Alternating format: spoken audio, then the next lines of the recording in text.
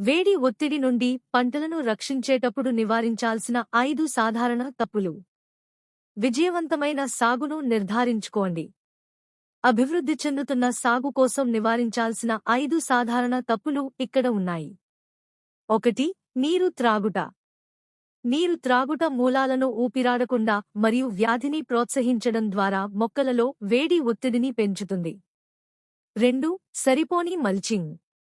నేల తేమను నిలుపుకోవడం మరియు ఉష్ణోగ్రతను నియంత్రించడంలో సరైన మల్చింగ్ కీలకం. 3. నీరు త్రాగుటకు లేక పేద సమయం.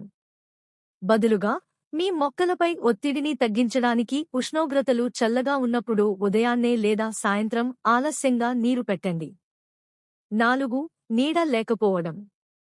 మధ్యాహ్నపు ఎండ నుండి హాని కలిగించే మొక్కలను రక్షించడానికి నీడ వస్త్రం, ట్రేలిస్ లేదా వ్యూహాత్మకంగా నాటిన పొడవైన పంటల ప్రాముఖ్యతను తక్కువ అంచనా వేయవద్దు.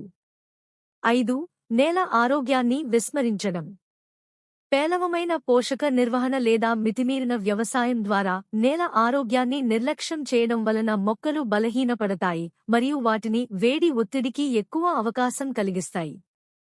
మీ పంటలను వేడి ఒత్తిడి నుండి రక్షించడానికి చురుకైన వ్యూహాలను అమలు చేయడం, మీరు ఈ వేసవిలో విజయవంతమైన మరియు సమృద్ధిగా పంటను నీటిపారుదల వ్యవస్థతో సాగు చేయవచ్చు. Thanks for watching.